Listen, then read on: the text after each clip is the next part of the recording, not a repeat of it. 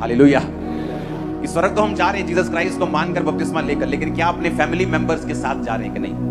क्या लोगों को साथ लेकर जा रहे हैं कि नहीं? क्या लोगों को साथ बचाकर जा रहे हैं कि नहीं, कि अकेले जा रहे हैं? तो आज जो वचन आपको मिलेगा, मैं आपको बता सकता हूं, आप अपनी फैमिली मेंबर को बचा हुआ देखेंगे, अपने लोगों को बचा हुआ देखेंगे। प्रेरितों के काम 1 उसकी 8, परंतु जब पवित्र आत्मा तुम पर आएगा तब तुम सामर्थ पाओगे और यरूशलेम और यहूदिया और सामरिया और पृथ्वी की छोर तक मेरे गवाह होंगे। सबसे पहले परमेश्वर जो रूहें बचाने के लिए बोलता है वो यरूशलेम है। यरूशलेम है आपका घर, आपका ऑफिस, आपके रिश्तेदार, आपके जानने वाले लोग, आपके आसपास के लोग, आपके जॉब वाले लोग, आपके स्टाफ के लोग, आपके बिजनेस के लोग।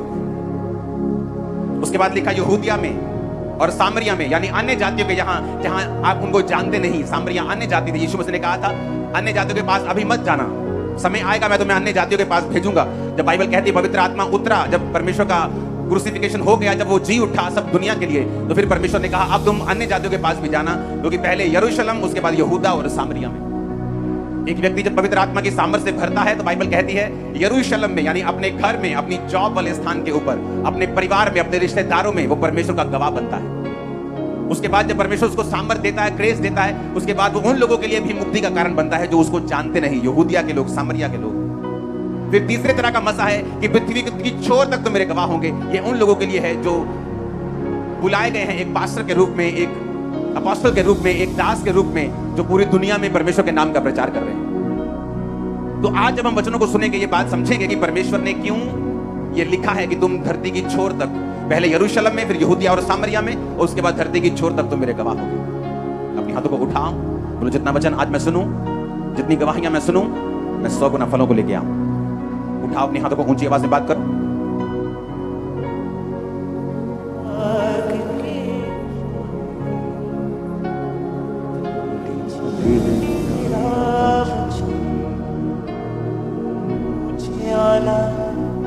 निगाहों का तेरा वचन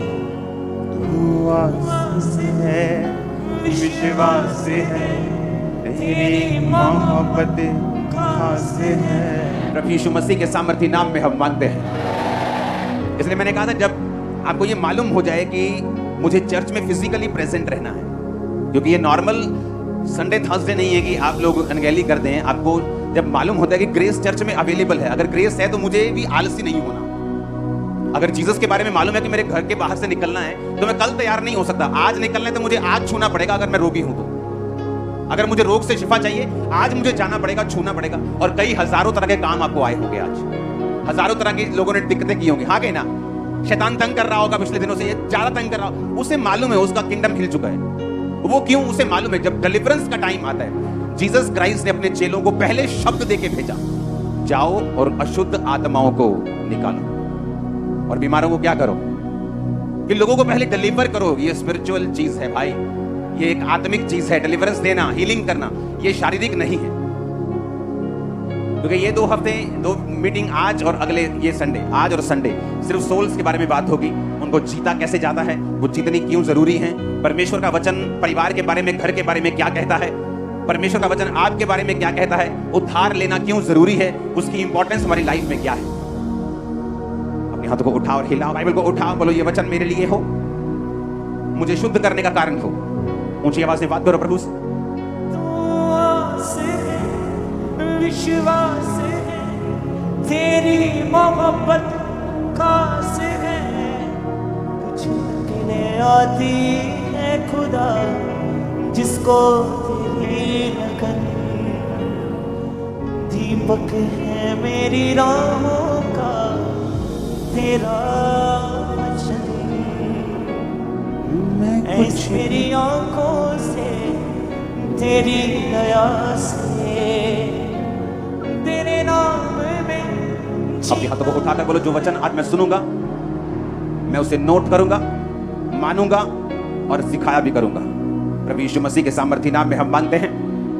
अपने हाथों को उठाकर गैर भाषा में 5 मिनट आत्मा में आप प्रार्थना करेंगे, ऊंची आवाज में, गैर भाषाओं में ऊंची आवाज।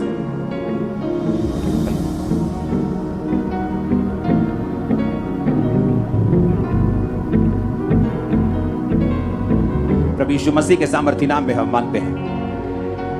आज जब आप ये वचन को सुन रहे होंगे, मेरा बिलीव है कि आप बचने की, सेव होने की ग्रेस खुद भी हासिल कर रहे होंगे और आपका परिवार भी हासिल कर रहा होगा। मरकुस 5 उसकी 19, यूहन्ना 1 उसकी 41, प्रेरितों के काम 16 उसकी 30 से 34 आयत। इसमें हमें यह मालूम होता है, मरकुस 5:19, परंतु उसने उसे आज्ञा ना दी साथ रहने की और कहा, अपने घर जाकर अपने लोगों को बता कि तुझ पर दया करके प्रभु ने कैसे बड़े काम किए हैं। यीशु मसीह ने उस पागल व्यक्ति को, जब उसने हीलिंग को हासिल किया और उसने कहा कि मैं तेरे साथ आना चाहता हूं, तो यीशु मसीह ने कहा, नहीं, तू मेरे साथ नहीं आ सकता। अब जाकर अपने घर को बता कि परमेश्वर ने तेरे लिए बड़े बड़े कार्य कैसे किए हैं। वचन ये कहता है वेरी क्लियरली कि परमेश्वर को ये चिंता है कि आपका घराना सेफ हो। और ये बार बार परमेश्वर अपने वचनों के बीच से बता चुके हैं कि उसके वचन में लिखा है, यूहन्ना 1 उसकी 41 आयत, उसने अपने सगे भाई शमौन से मिलकर कहा, हमको ख्रिस्त अर्थात मसीही मिल गया। प्रेरितों के काम 16 उसकी 30 से 34। उसने उन्हें बाहर लाकर कहा, हे सज्जनों, उद्धार पाने के लिए मैं क्या करूं? यह वही जेलर था जब पौलुस और सिलास का भूकंप के साथ जेल टूट गई थी, परमेश्वर ने उन्हें आजाद कर दिया था, तो जेलर डर गया था। तो उसने कहा, मैं उद्धार पाने के लिए क्या करूं? उन्होंने कहा, प्रभु यीशु मसीह पर विश्वास कर तो तू और तेरा घराना उद्धार को पाएंगे। उन्होंने उसको और सारे घर के लोगों को प्रभु का वचन सुनाया। रात को उसी घड़ी उसने उन्हें ले जाकर उनके पांव धोए और उसने अपने सब लोग समेत तुरंत बपतिस्मा लिया। और उसने कहा, तू बच, तेरा घराना जो है वो बचाया जाएगा। ऐसा क्या है घराने में कि परमेश्वर आपके घराने में इंटरेस्टेड रहता है? वचन में लिखा है कि जब परमेश्वर ने एक चेले को बचाया तो उसने सगे भाई पतरस को जाके बोला कि हमको मसीह जो है वो मिल गया, आ तू भी चल उस मसीह के पास जो हमको मिला है। और प्रभु यीशु मसीह ने उस पागल व्यक्ति से बात की और कहा कि तू अब चंगा हो चुका, तू मेरे साथ नहीं, मैं तुझे रहना चाहता कि तू मेरे साथ रहे, लेकिन तेरी कॉलिंग है कि तू अपने घर जाए और अपने लोगों को बताए कि परमेश्वर ने तेरे लिए कैसे बड़े बड़े काम किए। परमेश्वर ये इंटरेस्टेड है कि आपका घराना बचाया जाए। ये बिब्लिकल है, ये वर्ड में से है। बाइबल कहती है कि जो कोई परमेश्वर प्रभु यीशु मसीह को ग्रहण करेगा, बपतिस्मा लेगा, यकीन करेगा कि वो आया, मारा गया मेरे गुनाहों की खातिर, वो गाड़ा गया और तीसरे दिन मुर्दों में से जी उठा, तो बाइबल कहती है वो उद्धार को पाएगा। कुरनेलियस जो अच्छे अच्छे काम करता था, लेकिन फिर भी परमेश्वर ने कहा, जा और पतरस को बुलाकर वचन सुन ताकि तू और तेरा घराना उद्धार पाए। आपके अच्छे काम आपको उद्धार नहीं दे सकते, आपके अच्छे काम आपको बचा नहीं सकते जब तक आपने प्रभु यीशु मसीह को ग्रहण नहीं किया। इसलिए कुरनेलियस को दूत ने कहा, जा और पतरस को सुन, बुलाकर वचन को सुन और बपतिस्मा ले, तू और तेरा घराना फिर उद्धार पाएंगे। और जेलर को भी उन्होंने यही कहा कि तू अगर प्रभु यीशु मसीह पर विश्वास करेगा और बपतिस्मा लेगा, तू और तेरा घराना उद्धार पाएंगे। परमेश्वर ने जक्कई को भी यही कहा था कि तू और तेरा घराना उद्धार पाएंगे। क्यों परमेश्वर आपके घराने में इंटरेस्टेड है? क्योंकि बाइबल कहती है परमेश्वर ये चाहता है कि आप बचाए जाएं, लेकिन आपके साथ साथ आपका घराना भी बचाया जाए। सबसे पहले हम ये जानेंगे कि क्यों साल्वेशन जो है वो जरूरी है। परमेश्वर ने कहा मत्ती 28 उसकी 18 से 20 आयत में, जीसस ने कहा कि स्वर्ग और पृथ्वी का सारा अधिकार मुझे दिया गया है, तुम जाओ और सब जातियों के लोगों को चेला बनाओ, उन्हें पिता पुत्र पवित्र आत्मा के नाम से बपतिस्मा दो, और सब बातें जो मैंने तुम्हें आज्ञा दी है मानना सिखाओ, और देखो जगत के अंत तक मैं तुम्हारे साथ। परमेश्वर ने कहा जाओ और लोगों को बचाओ, चेले को कहा जाओ और लोगों को बचाओ, और साथ में मिरेकल्स पावर उन्हें दी, हीलिंग करने की, डिलीवरेंस करने की, कि जाओ और लोगों को बताओ कि स्वर्ग का राज्य निकट आ चुका है। क्यों साल्वेशन पर इतना परमेश्वर ने जोर दिया? लोगों को मन फिराने के लिए क्यों बोला? सोच को बदलने के लिए क्यों बोला? क्योंकि बाइबल कहती है आपके अच्छे कर्म आपको स्वर्ग नहीं लेके जा सकते, क्योंकि स्वर्ग जाने का एकमात्र द्वार है प्रभु यीशु मसीह। जो कोई उस द्वार से नहीं है वो स्वर्ग नहीं जा सकता। यीशु मसीह ने खुद कहा, मार्ग, जीवन और सच्चाई मैं हूं। अब जब हमें साल्वेशन की मतलब समझ आता है कि परमेश्वर ये चाहता है कि हम सेफ हों, हम बचें, हम अपने पापों से मन फिराकर तौबा करके स्वर्ग राज्य के वारिस हों, फिर वो ये भी चाहता है कि हमारा घराना भी बचाया जाए। लेकिन क्यों परमेश्वर ये चाहता है कि हमारी साल्वेशन इतनी इंपॉर्टेंट क्यों है, मैं आपको बताना चाहता हूं। नए लोगों के लिए साल्वेशन का इतना मतलब नहीं रहता। वो चर्च में एंट्री करते हैं हीलिंग के लिए, किसी ने बताया कि वहां हीलिंग होती है, डिलीवरेंस होती है, जाओ तुम चंगे हो जाओगे। उनको साल्वेशन से इतना मतलब नहीं होता, क्योंकि उनको पता नहीं होता कि साल्वेशन का मतलब क्या है, उद्धार का मतलब क्या है। मुझे प्रभु यीशु मसीह को ग्रहण करना है, मुझे पवित्र आत्मा पाना है, मुझे बपतिस्मा लेना है। मैंने तो पुराने टाइम में ये लिया हुआ है, मैंने तो फलाने जगह पे ये किया हुआ था, तो मैं बपतिस्मा कैसे ले सकता हूं? लेकिन बाइबल कहती है कि मसीह में सब नई सृष्टि है, पुरानी बातें बीत गई। जब आपका जो मकसद यूनिवर्सिटी जाना है, जब स्कूल टीचर से आपका जितना मर्जी प्यार हो, जब पास आउट हो जाते हैं तो आपको स्कूल छोड़ना पड़ता है। अगर आप पुरानी जिंदगी छोड़ेंगे नहीं, आप उद्धार नहीं पा सकते। अगर आप 2 जगह पांव रखेंगे, आप उद्धार नहीं पा सकते। क्यों उद्धार पे परमेश्वर ने इतना जोर दिया?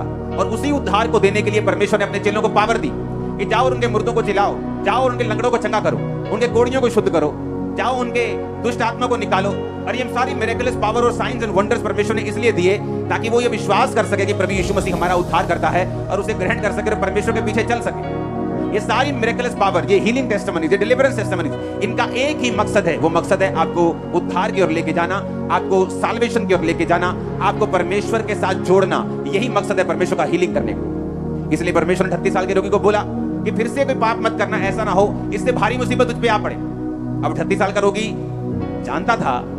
आपसे अगर मैं आपसे ये बोलूं कि गंदे काम मत करना दोबारा, तो आपको मालूम है कौन से गंदे काम आप करते हो। आपसे मैं बोलूं अच्छा फिर से बुरे काम मत करना, तो आपको मालूम होता है वो बुरे काम कौन से हैं। आप बोलते ठीक है जी मैं नहीं करूंगा। तो उस व्यक्ति को मालूम था कि वो पाप करता है, उद्धार से दूर है। इसलिए प्रभु यीशु मसीह ने जब कहा फिर से पाप मत करना, ऐसा ना हो इससे भारी मुसीबत तुझ पे आ पड़े, तो वो जानता था कि वो पाप, वो गुनाह कौन से हैं, क्योंकि यीशु मसीह ने उसको हील किया था ताकि वो पाप से अब दूर रहे, सेव रहे, साल्वेशन में और उद्धार में बना रहे। मेरी चर्च में एंट्री कैसे हुई? हीलिंग के लिए। मुझे मालूम हुआ कि चर्च में हीलिंग होती है। मेंटली अपसेट के अटैक होते, डिप्रेशन था, बहुत सारी बीमारियां थी, टूट चुका था, नशों में मरने वाला था, सुसाइड का सब तैयारी कर चुका था। लेकिन चर्च में गया सिर्फ हीलिंग के लिए कि चर्च में हीलिंग होती, वहां पे मैं छूट जाऊं।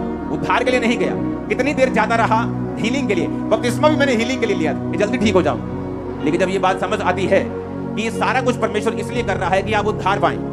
बाइबल कहती है जब आदम ने पाप किया, उद्धार से दूर हुआ। बाय नेचर वो गुनाह आज हर बंदे में, एक नए जन्मे बच्चे के अंदर भी वो ब्लड से पापी है, बाइबल कहती है, और उसको उद्धार की जरूरत है। और बाइबल कहती है जब हम जीसस क्राइस्ट पे बिलीव करते हैं कि वो हमारे गुनाहों की खातिर उसने अपने लहू को बहाया और वो तीसरे दिन मुर्दों में से जी उठा, कब्र में से निकल गया, विश्वास करते हैं, तो बाइबल कहती है अगर तू विश्वास करेगा तो तू उद्धार को पाएगा। लेकिन क्यों परमेश्वर इतना इंटरेस्टेड है मुझे उद्धार देने के लिए और मेरे परिवार को उद्धार देने के लिए? मैं उद्धार, वो मुझे हीलिंग दे दे, डिलीवरेंस दे दे, लेकिन वो मुझे उद्धार में ही रखना क्यों चाहता है? क्योंकि जिन लोगों को ये बात समझ आई है वो लोग कभी भी उन्होंने नॉर्मल फिर लाइफ नहीं जी है, उन्होंने विक्टोरियस लाइफ जी है। जो आपकी ड्रीम लाइफ है, आप बोलते हो फलाना हीरो ड्रीम लाइफ जी रहा है, अगर आप उनके घरों में जाकर देखेंगे तो बदतर हालत है। वो ड्रीम लाइफ नहीं है, वो सिर्फ रियल लाइफ है, रियल लाइफ नहीं है। अगर आप रियल लाइफ में देखना चाहते हो, ड्रीम लाइफ को पूरा होते हुए आपकी लाइफ में बिना डिप्रेस्ड, बिना अटैक, बिना झंझट के आपको जिंदगी अगर आप जीना चाहते हो, विक्टोरियस लाइफ जीना चाहते हो, बिना डर के, बिना घबराहट के जीना चाहते हो, मैं आपको बता रहा हूं, फिर आप ये नहीं कहेंगे कि मैं कौन सा बिजनेस करूं, क्योंकि जिस जगह आप हाथ लगाएंगे वो सोना हो जाए। मैं आपको सच कह रहा हूं। अब हमारी प्रॉब्लम ये नहीं है कि हम मतलब कोई नया काम नहीं कर सकते। अब दिक्कत ये है कि काम जो मर्जी करें वो सफल होगा, लेकिन टाइम नहीं, इंटरेस्ट नहीं। वो कोई भी फील्ड हो, मुझे मालूम है अगर मैं उस फील्ड में जाऊंगा मैं कामयाब होगा। रीजन पवित्र आत्मा, रीजन परमेश्वर और उसका उद्धार, जिसके बारे में मैं समझ चुका। अब आपको समझना है कि उद्धार क्यों जरूरी है। पाप से दूर रहना, बपतिस्मा लेना, परमेश्वर में बने रहना, भवन से लगे रहना, भवन में रोपे रहकर उसमें बढ़ते रहना क्यों जरूरी है? उद्धार में बने रहना क्यों जरूरी है? क्यों वचन में लिखा अपने अपने उद्धार के बारे में काम करते रहो, ये क्यों जरूरी है? भजन संहिता 51 उसकी 7 से 13 में लिखा, दाऊद कहता है जब वो पाप में गिर गया, जूफा से मुझे शुद्ध कर तो मैं पवित्र हो जाऊंगा, मुझे धो तो मैं बर्फ से भी अधिक सफेद बनूंगा। मुझे हर्ष और आनंद की बातें सुना, जिससे जो हड्डियां तूने तोड़ डाली हैं वो मगन हो जाएं। अपना मुख मेरे पापों की ओर से फेर ले, मेरे सारे अधर्म के कामों को मिटा डाल। हे परमेश्वर, मेरे अंदर शुद्ध मन उत्पन्न कर, मेरे भीतर स्थिर आत्मा नए सिरे से उत्पन्न कर। मुझे अपने सामने से निकाल ना दे और अपने पवित्र आत्मा को मुझसे अलग ना कर। अपने किए हुए उद्धार का हर्ष मुझे फिर से दे और उदार आत्मा देकर मुझे संभाल। तब मैं अपराधियों को तेरा मार्ग सिखाऊंगा और पापी तेरी ओर फिरेंगे। दाऊद ये बात अच्छी तरह से जानता था। आप जानते हैं आज क्यों कुछ फैमिलीज आपके घराने में ऐसी हैं, कुछ लोग ऐसे हैं जो बचाए नहीं गए? रीजन क्या है? आप जानते हैं जो लोग अपने विश्वासी घराने के सामने, अविश्वासी घराने के सामने, अनसेफ जो बचे नहीं, वो एक यंग लड़का हो सकता है शराब पीने वाला, व्यभिचार में गिरा हुआ, संसार में खोया हुआ, गानों में खोया हुआ, गलत कामों में खोया हुआ, मौज मस्ती में खोया हुआ।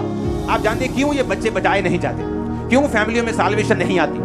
उसका रीजन ये है कि एक विश्वासी ना तो खुद उद्धार की कीमत को समझता है, ना तो उसमें बना रहता है, और तीसरा ना ही उनकी जिंदगी अपने घर वालों के सामने ऐसी है कि वो उस जिंदगी से प्रभावित हो सके। अगर आप अपनी फैमिली को बचाना चाहते हैं, पहली बात आपको उनके सामने एक धर्मी जीवन जीना पड़ता है। आपको खुद उद्धार में जीना पड़ता है। अगर आप चाहते हैं आपका बेटा, आपकी बेटी, बाप, माँ, भाई, बहन, रिश्तेदार बचाए जाएं, तो आपको लिव राइट, आपको उनके सामने जिंदगी सही तरह से परमेश्वर में बने रह के पवित्रताई में, पवित्र सामर्थ में, अनॉइंटिंग में, प्रेयर में, फास्टिंग में जुड़े रह के खुदावंद के साथ आपको जीनी पड़ती है अगर आप चाहते हो वो बचाए जाए। लेकिन इस पॉइंट से पहले मैं आता हूं उद्धार क्यों इंपॉर्टेंट है और जिनको उद्धार का समझ आया वो लोगों ने क्या किया इस दुनिया में। ये बात समझ आ गई कि परमेश्वर ने कहा कि अन्य जातियां इसी वस्तु की खोज में रहती हैं। अच्छा घर लेना है, बेटे को कनाडा भेजना है, लड़की की अच्छी शादी करनी है, अच्छे कपड़े डालने हैं, बड़ा घर लेना है, गाड़ी। परमेश्वर ने कहा अन्य जातियां इन्हीं वस्तुओं की खोज में रहती हैं, पर तुम्हारा स्वर्ग के पिता जानता है तुम्हें इन वस्तुओं की जरूरत है। अन्य जातियां उन्हीं चीजों की खोज में रहती हैं, दुखों के साथ चलती हैं, दुख मिले हुए उनकी सेवा, उनकी बरकत में भी 100 में से 2 कामयाब, 4 कामयाब होते हैं, उसके साथ भी दुख मिले होते हैं। परमेश्वर ने कहा तेरा पिता जानता है तुझे इन वस्तुओं की जरूरत है, तो कहता है पहले उसके धर्म और राज्य की खोज कर, तो ये सारी वस्तुएं तुझे पीछे पड़ के मिल जाए। अब सुनो, दाऊद कौन था? दाऊद एक भेड़ों और बकरियों को चराने वाला एक घर का सबसे रिजेक्टेड पर्सन था। जब शमूएल मसा करने के लिए उसके भाइयों को आया, एक जन को आया, जैसे परमेश्वर ने कहा था राजा होने के लिए मसा करना, तो वचन समझाता है कि दाऊद इतना रिजेक्टेड था, इतना भूला हुआ जन था। जैसे कि फैमिली में होता है ना, चाचा भूला हुआ होता है, चाचे को कोई याद नहीं करता। वो सारी फैमिली बताए चाचा है ही नहीं है, वो चाचा इतना लल्लू किस्म का है, इतना इफेक्टलेस है, इतना कमजोर किस्म का, उसको याद ही नहीं करता चाचा को। या चाचा ऐसा है कि कोई रिजेक्शन का आत्मा उसकी लाइफ में काम करता। दाऊद इतना रिजेक्टेड था कि उसकी फैमिली इतना बड़ा फंक्शन हो जाए, क्योंकि अगर पुराने नियम में, आज तो आप विजिट करते हो, पुराने नियम में ऐसा कोई रिवाज नहीं था। अगर नबी किसी के घर गया है, असली वाला नबी, वो आजकल वाला नहीं, असली वाला, तो लोग टांगे कांपती थी। उन्हें मालूम था या तो जीवन लेके आया या मौत लेके आया, या तो सजा का हुक्म लेके आया या एक बड़ी बरकत। तो लोग उससे डरते थे हमेशा, और लोग पूछते क्या तू मित्र भाव से आया या कैसे आया, तो लोग घबरा जाते थे उनको देख के कि क्यों आया, कि परमेश्वर का नबी है, कोई मैसेज लेके आया तो पता नहीं क्या होने वाला है हमारे साथ। तो जब उनके घर में इतना बड़ा फंक्शन हुआ कि शमूएल नबी, उस जमाने का ऐसा नबी कि जिसकी बात धरती पे नहीं गिरती थी, वो आया तो लोग दाऊद को भूल गए। इसका मतलब इतना भूला हुआ जन था। लेकिन वचन कहता है दाऊद भेड़ बकरियों को चराने के समय भी अपने उद्धार में बना रहा, और जब वो भेड़ बकरियों को चराता था तब भी वो पाप में नहीं गिरा और अपने उद्धार में वो बना रहा। होता क्या है जब आप उद्धार में बने रहते हैं, इसलिए परमेश्वर ने कहा जो सर्वशक्तिमान परम प्रधान के छाए हुए स्थान में बैठा रहे, वो सर्वशक्तिमान की छाया में ठिकाना पाएगा। छाए हुए स्थान में बैठे रहने का मतलब है अपनी साल्वेशन में बने रहना, अपने उद्धार में बने रहना। यशब का मतलब है, बैठे रहने का मतलब है कि जो कुर्सी परमेश्वर ने तुम्हें दी है एक विश्वासी की, भी तुम एक विश्वासी हो चुके हो। अब तुम्हारी घर में कोई ऐसा फंक्शन है जहां पर परमेश्वर की आराधना नहीं की जाएगी, बल्कि परमेश्वर को दूर रखा जाएगा। अगर तुम विश्वासी हो तो अपनी कुर्सी छोड़कर तुम उस फंक्शन को अटेंड करने के लिए नहीं जाओगे। तुम ऐसी जगहों पे नहीं जाओगे जो वहां परमेश्वर की आराधना नहीं होती। तुम वहां पर नहीं जाओगे चाहे घूमने के लिए भी हो। क्यों? क्योंकि तुम परम प्रधान के छाए हुए स्थान में भी बैठे रहना चाहते हो, उद्धार में ही बने रहना चाहते हो। जिसको समझ आई कि उद्धार जरूरी क्यों है, वो इन बातों को पूरा करता है। अब होता क्या है, जब दाऊद अपने उद्धार में बना रहा तो क्या हुआ? उद्धार में बने रहने के कारण, क्योंकि जब उद्धार में आप चलते हैं, हो सकता है आपकी लाइफ में कोई बदलाव ना आए। पहले 2 साल, 4 साल, 5 साल अब वही जॉब करते रहें, अब वही काम करते रहें, वही पैसे में चलते रहें, वही नॉर्मल लाइफ बिताते रहें। लेकिन बाइबल ये कहती है जो अपने घर चट्टान पर बनाते हैं, चट्टान पर घर बनने में समय तो लग सकता है, लेकिन जब घर बनके तैयार हो जाएगा लोग वाव वाव बोलने जरूर आए। अब जब दाऊद का आत्मिक घर बन रहा था और वो उद्धार में बना हुआ है, तो बाइबल कहती है समय आता जब परमेश्वर आपको पे चेक देता है, आपको तनख्वाह देता है। कुछ कंपनी आपको 1 साल बाद तनख्वाह देती है, एनुअल इनकम देती है। तो दाऊद की कई बार परमेश्वर जो इनकम देता है ना उद्धार में बने रहने की, वो कई बार लेट आती है, इकट्ठी आती है। पर जब इकट्ठी आती है तो मजा भी बड़ा आता है कि लाखों रुपए आ गए एकदम से, कहां 1000 आना था। तो दाऊद को इकट्ठी मिलती है पे चेक। क्या? शमूएल आके उसको मसा कर जाता है। अब वो फिर उद्धार में बना हुआ है। अभी सिर्फ मसा किया, उसको हुआ कुछ नहीं। जब मसा किया फिर उद्धार में बना रहा, परमेश्वर के साथ जुड़ा रहा। एक दिन क्या होता है, उल्टा शाऊल उसके मगर लग जाता है, मारने की कोशिश करता है, भागना पड़ता है, लेकिन उद्धार से बाहर नहीं आया। तो क्या हुआ? राजा बन गया, सिर्फ यहूदा के गोत्र का। फिर बना रहा इस्राएल के पूरे 12 गोत्रों का। उद्धार में बना रहा, 66 लड़ाइयां लड़ी, 66 जीती। इकोनॉमी डाउन होने के बजाय अब चली गई। आज एक यूक्रेन की लड़ाई हो रही है रशिया के साथ। कहां कहीं कनक महंगी हो चुकी है, कहीं खाना महंगा हो चुका है, कहीं तेल महंगा हो चुका है, कहीं पेट्रोलियम महंगा हो चुका है, फ्लाइट्स महंगी हो चुकी है, सब कुछ गड़बड़, पूरी दुनिया में इफेक्ट हुआ उसका। दाऊद जिस देश में रहता था 66 लड़ाइयां लड़के भी वो पूरा स्ट्रांग था। क्यों? दाऊद को उद्धार का मतलब मालूम था। उसको मालूम था मैं जहां जा रहा हूं मुझे सफलता मिल रही है, जिस लड़ाई में जा रहा हूं परमेश्वर मुझे गाइड कर रहा है, वो मुझसे बात कर रहा है। क्योंकि अगर आप उद्धार में हैं तो परमेश्वर आपको गाइड करता है, उसका आत्मा आपसे बात करता है। अगर आप परमेश्वर के ज्यादा करीब हैं वो आपसे बोल के बात करता है। आप विश्वासी टाइप हैं, आप अच्छे विश्वासी हैं, कई बार वो दिल में डालता है, तो आपको ये मालूम होना चाहिए कि जरूरी नहीं परमेश्वर आपसे बोल से बात करे। ओके, जो खास सेवकाई के लिए बुलाए गए कई बार उनसे परमेश्वर बोल के बात करता है, वो दिल में डालता है। तो दाऊद उद्धार में बना रहा, धीरे धीरे राजा बना, 12 गोत्रों का राजा बना, 66 लड़ाइयां लड़ी, जीती, और बाइबल कहती है अपने सारे एनिमीज के ऊपर उसने कब्जा कर लिया। कोई भी दाऊद के ऊपर कब्जा नहीं कर पाया। दाऊद एक लौता राजा था पूरे इजरायली हिस्ट्री का जिसको कोई हटा नहीं सका। बूढ़ा होके पूरा इतना बूढ़ा हो गया कि कपड़े भी उसको गर्म नहीं रख पाते थे, और बाइबल कहती पूरी उम्र का होके वो मरा और परमेश्वर के पास गया। रीजन क्या है? जब दाऊद ने पाप किया तो उसने कहा अपने किए हुए उद्धार का हर्ष मुझे फिर से दे। पता है क्यों? जब आप सेव होते हैं, जब आप उद्धार में होते हैं, एक हर्ष आपके अंदर होता है, एक आनंद आपके अंदर होता है। बीमारी के साथ साथ भी वो चलता है, कई बार परीक्षा के साथ साथ भी कई बार वो चलता है। लेकिन दाऊद को मालूम था कि उद्धार अगर मेरे पास होगा तो मैं जहां जाऊंगा मैं सफल होगा, और अगर मेरे पास उद्धार नहीं होगा तो पता नहीं कौन सा एनिमी मुझे किस टाइम हरा के जाएगा। और उसने कहा मुझे उद्धार का हर्ष फिर से दे, तब मैं अपराधियों को तेरा मार्ग सिखाऊंगा। आज कौन से लोग हैं जिनके अंदर रूहें नहीं बचती, जो खुद अपने उद्धार में बंधे नहीं रहते, जो आज पाप में है, कल तौबा कर ली, परसों फिर अपनी ऑफिस की लड़की के साथ फंस गए, फिर तौबा कर ली, फिर उसके साथ फंस गए, फिर तौबा कर ली, फिर ठीक हो गए, फिर ठीक हो गए, फिर खत्म हो गए, जो खुद नहीं बचे। तो दाऊद ने कहा तू मुझे बचा खुदावंद, फिर से वही उद्धार का हर्ष मुझे फिर से दे, मुझे सेव कर। इतना बड़ा आदमी।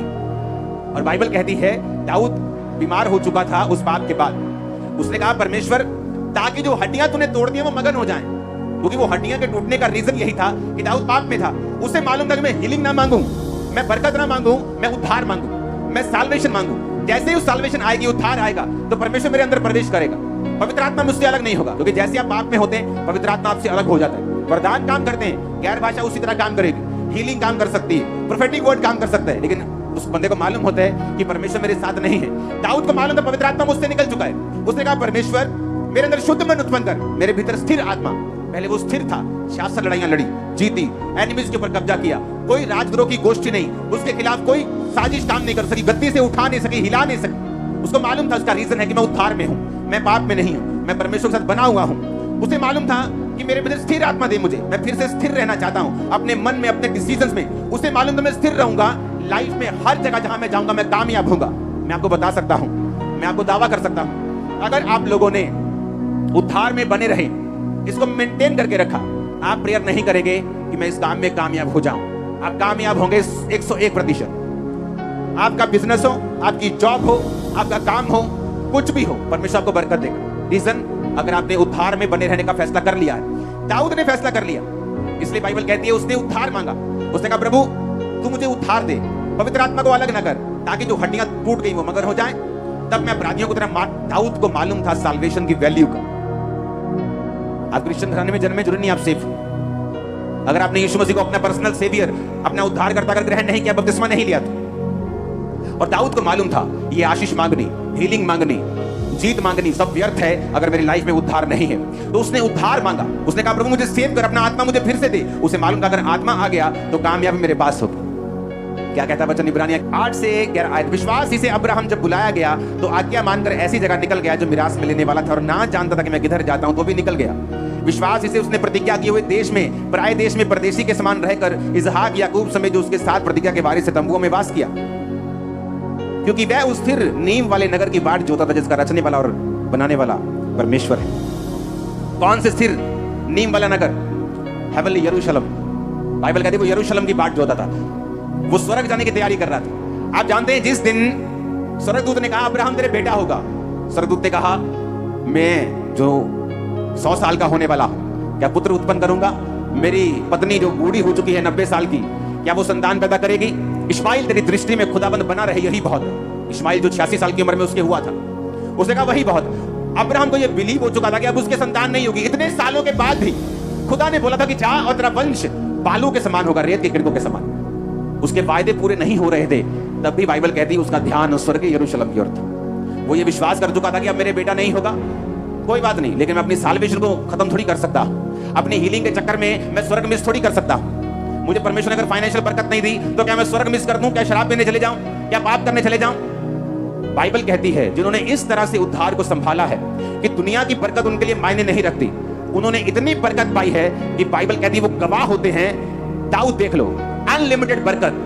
अब्राहम देख लो, राजा लोग उससे जेलसी करते थे, राजा लोग उसकी लाइफ में बोके जाते थे, उसके बेटे से राजाएं गवर्नमेंट जेलसी करती थी। इतना वो बरकत, इतनी उनकी सामर्थ्य, इतनी प्रॉपर्टी थी। रीजन, उनको सेव होने का मतलब समझ आ चुका था। वो साल्वेशन के मतलब को समझते थे, उसमें बने रहने के कारण को भी समझते थे। जब इंसान एक फैसला कर लेता है कि मुझे सेव होना है, मैं परमेश्वर के पीछे चलूंगा, ये बरकत नहीं मिली तो भी चलूंगा, अगर ये ना मिला तो भी चलूंगा। अगर आपने अपना मन साल्वेशन के ऊपर लगा लिया तो मैं आपको बता रहा हूं, मैं वो कह नहीं पा रहा हूं, मेरे मन में वो वचन है, आप एक तरह ऐसा चुंबक बन जाते हैं। आप जिस चीज को टच करेंगे ना वो हीरा बन जाएगा। मैं सच कह रहा हूं, मैं आपको सच कह रहा हूं। रीजन, आपके अंदर स्पिरिट होनी चाहिए, आत्मा होना चाहिए, पवित्र आत्मा। वो होता है उद्धार से। अब आपको यह समझ आ गया कि उद्धार क्यों जरूरी है, क्योंकि मेरी लाइफ का हर एक पहलू, हर कोना उद्धार पर निर्भर करता है। कुछ मूर्ख लोग मैंने देखे खुद पाप करी जाएंगे, चर्च में आके प्रेयर रिक्वेस्ट दे जाएंगे, मेरा ये काम नहीं हो रहा, मेरा ये काम नहीं हो रहा, मेरा ये काम नहीं हो रहा, मेरा ये काम नहीं हो रहा। कैसे होगा काम? बाइबल कहती है सारी बरकतें परमेश्वर ने कहा था मेरे धर्म और राज्य की खोज के साथ जुड़ी हुई है। कि जब तुम धर्म और राज्य की खोज करोगे, जब तुम मेरे पीछे चलोगे, उद्धार पाओगे, बपतिस्मा लोगे, एक धर्मी जीवन जियोगे, तो यीशु मसीह ने खुद कहा है कि ये सारी वस्तुएं तुम्हें पीछे पड़ के मिलेंगी। पीछे पड़ के मतलब तुम्हारे पीछे लग जाएंगे। ऊंची बात में हालेलुया बोलो।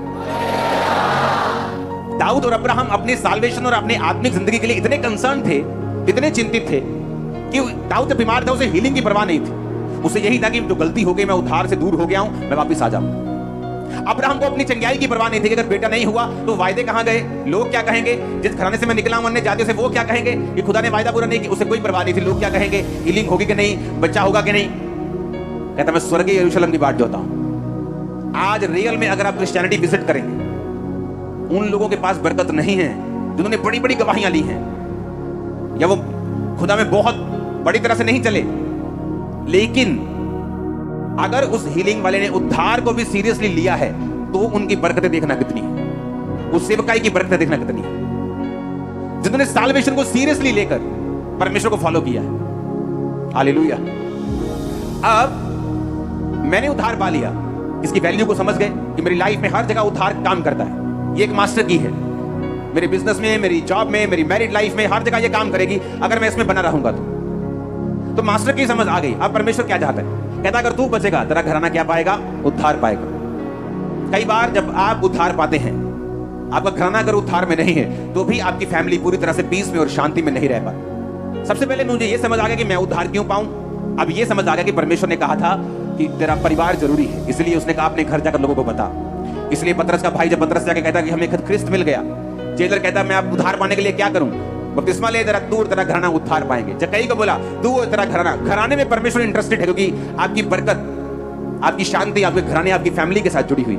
आपका दोस्त आपसे बदतमीजी करे, आप उसे चेंज कर सकते हैं, फैमिली चेंज नहीं कर सकते।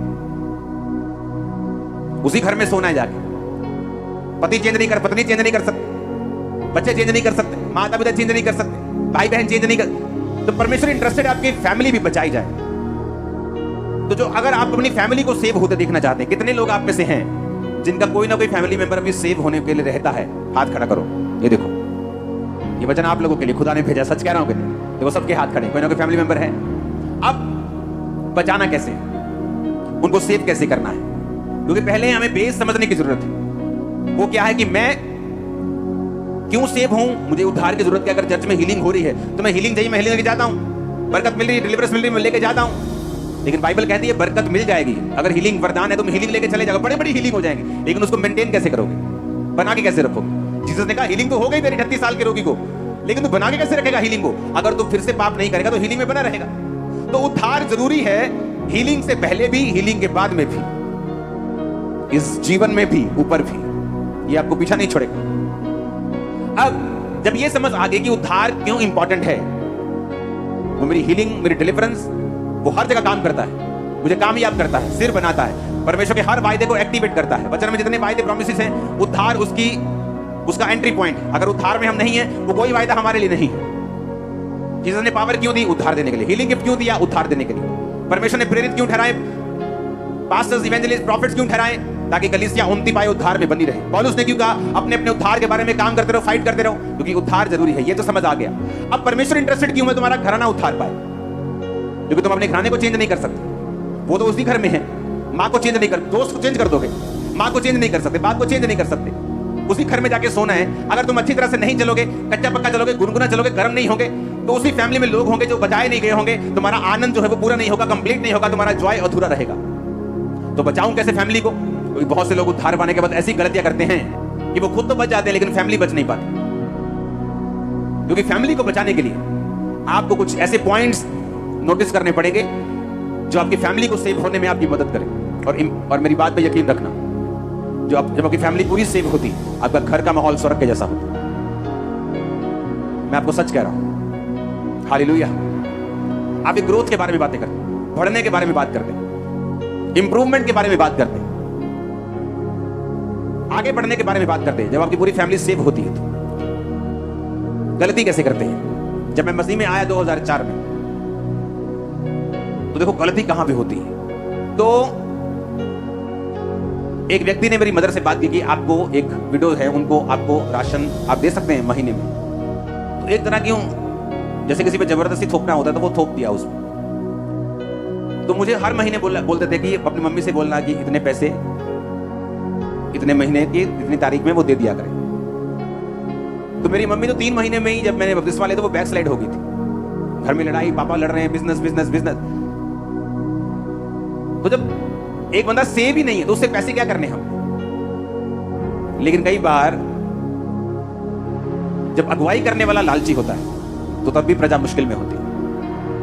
तो मैंने जाके बोलना, वो बुला रहे हैं, पैसे मांग रहे हैं, आपको आपने वायदा किया आपको दे रहे हैं, तो हूं लाते टूट जानी, देखो पैसे टाइम नहीं तो बांट टूट जानी, प्रभु ने सजा। ऐसी बातें घर में होने लगी।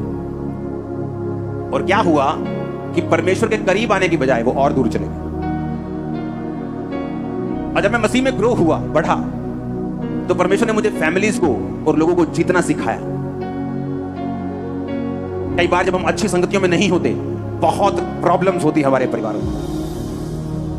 कई तरह के रफड़े, झगड़े, चक्कर, ड्रामेबाजियां, बहुत कुछ। जब मैं मसीह में आगे बढ़ा, आपका एक फैमिली मेंबर है, आप मान लो एक लड़की है जो व्यभिचार में गिर गई। अब लोगों को तो नहीं पता व्यभिचार में, लेकिन फैमिली मेंबर्स को पता है। एक यंग लड़का व्यभिचार में, लोगों को नहीं मालूम, चर्च के बिलीवर्स, लेकिन आपको पता है, आप फैमिली मेंबर हैं। जब आप प्रेयर में जाते हैं, आपको स्पिरिट को डांटना है। उसके पीछे की स्पिरिट जो है व्यभिचार की, चोरी की, डिस्ट्रैक्शन की, जब आप उस स्पिरिट को डांटते हैं प्रेयर में, तो परमेश्वर उन व्यक्तियों को आजाद करता है। यीशु मसीह के पास लाए एक गूंगे को, अब अगर उसकी स्कैनिंग कराने जाएंगे, एमआरआई एक टेस्ट कराएंगे, तो कोई ना कोई प्रॉब्लम तो निकलती। अगर उस समय पे होती कि गले का वोकल कॉर्ड खराब है, फलानी चीज खराब, लेकिन पीछे कौन था? दुष्ट आत्मा। जीसस ने दुष्ट आत्मा को निकाला, वो बंदा ठीक हो गया, गूंगा बोलने लगा। निकाली दुष्ट आत्मा, पर गला ठीक हो गया। जब आप एक अनसेव्ड व्यक्ति को अपने परिवार में देख रहे हैं, आपका बेटा है, बेटी है, माँ है, बाप है, नशे में, उस स्पिरिट को देखो, कौन सी स्पिरिट इसकी लाइफ में काम कर रही। और जब आप प्रेयर में बैठेंगे, उस स्पिरिट पे हमला करो। आप क्या करते हो? आप देखते हो कि आपका बेटा नशा करके, आप रोते हो, हाय तू नशा करके आया, आप रोते हो। प्रभु बोले, प्रभु कुछ कर, प्रभु कुछ कर, मेरे बेटे को। एक पास्टर प्रेयर कर रहा था और खुदा ने बात करनी शुरू कर दी, और एक बंदर आ गया बीच में, और बंदर की स्पिरिट डिस्टर्ब करने लगी। उसको यीशु की आवाज सुननी बंद हो गई। वो गुस्सा करने लगा अंदर से कि जीसस क्राइस्ट, आप मुझसे बात कर रहे हैं, दुष्ट आत्मा तंग कर रही, आप डांटते क्यों नहीं दुष्ट आत्मा को? भगाओ इसे। जब यीशु ने कुछ नहीं किया तो गुस्से में आके बोला, एक दुष्ट आत्मा भाग जा। वो दुष्ट आत्मा चली गई। जीसस से बात हुई, उसने कहा, जीसस आपने दूर क्यों नहीं किया? जीसस ने कहा, तुझे दूर करना है, मुझे नहीं। पावर तुझे दी गई। देखो मैं सांपों और बिच्छुओं को रौंदने का और शत्रु की सारी सामर्थ पर किसे अधिकार देता हूं? खंबरे के बाहर आवाज जानी चाहिए, बोले मुझे। किसको अधिकार दिया है? पिछले थर्सडे मैंने बताया था, डिजर्नमेंट, परख का आत्मा। आप जब बैठेंगे, आपको मालूम होता है इस लड़की के अंदर डर का आत्मा है, इसके अंदर कंफ्यूजन का आत्मा है, इसके अंदर कमजोरी का आत्मा है। बिना चीज कमजोरी, यानी कि काम बहुत कर लिया, कमजोरी, दुष्ट आत्मा है उस कमजोरी का। डिस्ट्रैक्शन, नशा, व्यभिचार दुष्ट आत्मा है। आप जब उनको देखते हैं, आप प्रेयर में बैठेंगे और आत्मिक आंखों से देखेंगे, वो तब खुली होंगी जब आपने सिलेंडर चोरी नहीं किए होंगे, बिजली चोरी नहीं की होगी, जब दिन में 10 चोरियां की हो, 10 चुगलियां की हो, तो आत्मा दिखाएगा क्या? आंखें तो बंद रहेंगी। आंखें बंद रहेंगी जब दारू पी के लड़का घर आएगा, देखेगा कुछ नहीं, आत्मा में रोती तुम भी रहोगी और चर्च के पास्टर को भी साथ में तुम रुलाती रहोगी, पास्टर जी इसके लिए प्रेयर करो, 10 साल हो गए कुछ हो नहीं रहा है। तो जब मैं उद्धार में हूं और प्रेयर में बैठा हूं, तो मुझे समझ आ रही है कि इस लड़के के पीछे एक ये वाली दुष्ट आत्मा है, इसके पीछे जादू उड़ोना है, इसके पीछे ये स्पिरिट है। तो जब मैं प्रेयर में बैठूंगा, उस स्पिरिट को ब्रेक करूंगा, इसके अंदर से खुदाबंद यीशु के नाम में जादू टोना, ये नशे की स्पिरिट, ये गंदी आत्मा इस बेटी से, इस भाई से आउट हो, आउट हो, आउट। जब आप प्रेयर माउंटेन की प्रेयर अटेंड करेंगे, उस प्रेयर में आप चलेंगे, अपने बेटे की, अपनी बेटी की, अपने भाई की, माँ की, बाप की, अपने रिश्तेदारों की, आप स्पिरिट को चेक करेंगे और डांटेंगे उन स्पिरिट को, उनको छोड़ के जाएं। जब तक स्पिरिचुअल चीजों की वैल्यू हमारी निगाहों में नहीं बढ़ती, तब तक हम बरकत नहीं पाएंगे और सेव नहीं होंगी फैमिलीज। किसी के घर में कोई मर जाए, रोते लोग, रोते कि नहीं रोते? बताओ भाई, रोते कि नहीं? लेकिन किसी के घर में कोई आत्मिक मौत हो जाए तो लोग रोते नहीं। क्या आत्मिक मौत ज्यादा रोने योग्य है कि शारीरिक मौत? शरीर में मरे तो ऊपर स्वर्ग, आत्मा में मरे तो नीचे भी नरक और ऊपर भी नरक। तो कौन सी मौत ज्यादा रोने योग्य है? आत्मा की। क्या तुम रोए कभी? क्या कभी रो के प्रेयर की अपने बेटे के लिए जो बचा नहीं, अपने परिवार के लिए? क्योंकि हमने तैयारी नहीं की उनके बचने की। हमें आत्मिक मौत ऐसी लगती है तो ठीक है, ओ नहीं ये चर्च नहीं जाता, और मैं नू कहना भी नहीं, बहुत बहुत दयालु बन गए जितना ना, बहुत भले मानसिदा हुंदा बंदा ना, बहुत किते नहीं मैं नहीं कहता नू चर्च जान। तुम उसे धक्का दे रहे हो नरक की ओर। नीचे भी लाइफ नरक कर बैठेगा वो, और ऊपर भी नरक कर बैठेगा। जब लाइफ में, आंखों में, निगाहों में स्पिरिचुअल मौत का दर्द ही नहीं है, तो तुम रोगे नहीं जब प्रेयर में बैठोगे। जब प्रेयर में बैठोगे और अगर आत्मिक मौत का दर्द होगा कि यह बंदा आत्मिक मरा हुआ है, ये फैमिली मेंबर, आप रो के प्रेयर करोगे, प्रभु इसे जी उठा, इसे छू, स्पिरिट को डांटोगे और उसके लिए प्रेयर करोगे। कितने मेरी बातों को समझ रहे हैं? आप उनके लिए, उनके सामने राइट रीति के साथ जियोगे, आप उनसे हमेशा प्रेम करोगे, आप उनके सामने हमेशा पेशेंस रखोगे। आपने 10 बार प्रीच किया, 11वीं बार वो फिर वही गलती करे, आप उन पे भड़क नहीं सकते। इधर सुनता नहीं, मैं आगम नहीं करना, यीशु मसीह मान। नो, आप नहीं कर सकते। साल्वेशन जबरदस्ती की नहीं है। आप एक मां होने के नाते उस पर मां का फर्ज अदा कर सकते हो कि आप उसको जबरदस्ती बोल दो आज चर्च चलना है, वो अलग बात है। लेकिन एक अनसेव्ड लॉस्ट सोल को हमेशा बचाने के लिए आपको ये बार बार उन्हें बताना पड़ेगा कि परमेश्वर की योजना तेरी लाइफ के लिए अच्छी है। परमेश्वर तुझसे प्यार करता है।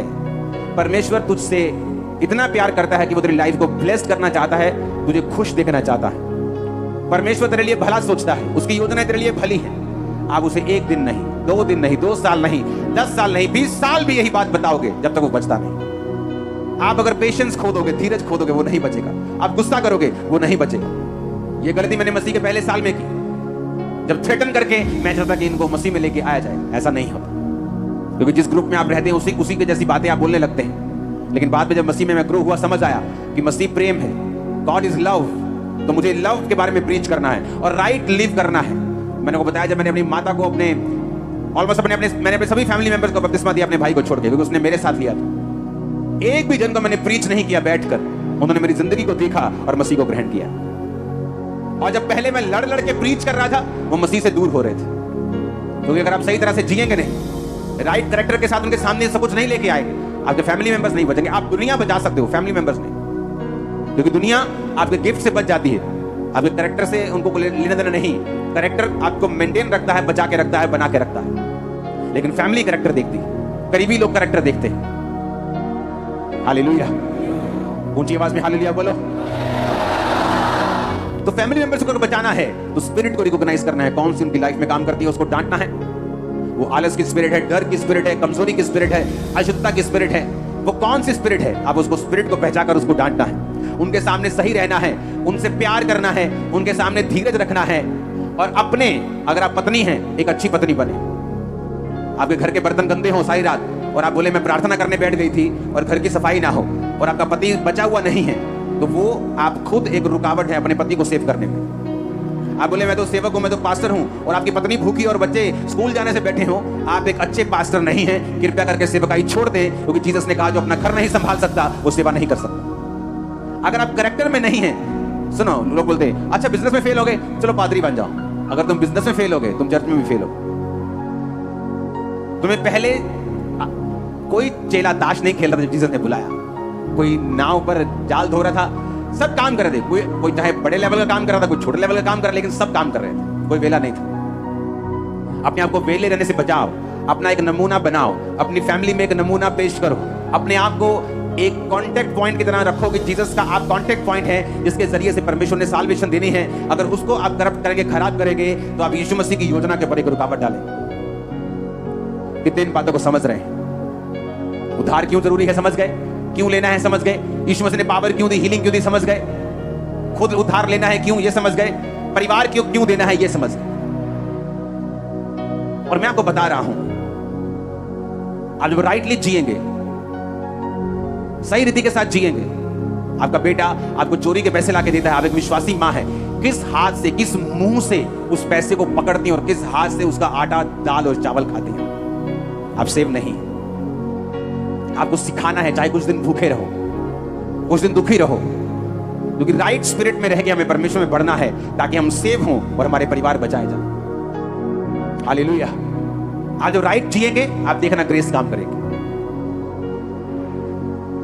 एक पास्टर अपनी चर्च में प्रीच करता था, प्रीच कर करके थक गया, लोग नहीं सुधरे। कहता मैं इतना फ्रस्ट्रेट हो गया अपनी सेवकाई से, मैं दूर जाके प्रेयर करने लगा। कुछ हफ्ते मैंने प्रार्थना में बिताए, और जब मैं वापस आया तो पुलपिट में मैंने प्रचार शुरू भी नहीं किया था, अभी वर्शिप भी कर रहा था। लोग रोने लग गए, प्रभु मुझे माफ कर। आज मैं तौबा करता हूं, तौबा करती हूं। रीजन, जब आप खुद परमेश्वर के साथ सही हो जाते हैं, तो ऑटोमेटिकली साल्वेशन और हीलिंग और डिलीवरेंस आपके परिवारों में काम करना शुरू कर देती है। आप हल्का सा अपने बेटे को बोलेंगे, बेटा आज क्रिसमस चलना है, और आप हैरान होंगे वो मान गया, क्योंकि उसके पीछे आपने प्रेयर कर ली है, आपने स्पिरिट को डांट दिया है, आपने शैतान को बांध दिया, उसकी पावर फिनिश कर दी, आपने पेशेंस दिखाया है पिछले 4 महीने, धीरज दिखाया है, प्रेयर की है, प्यार दिखाया है, प्रेयर की है, खुद सेव हो, खुद साल्वेशन में, उद्धार में, पाप से दूर हो, बने हुए उद्धार में। तो जब आप बोलेंगे बेटा चर्च चलना है, आगे से आवाज आएगी, ओके मम्मा चलते हैं।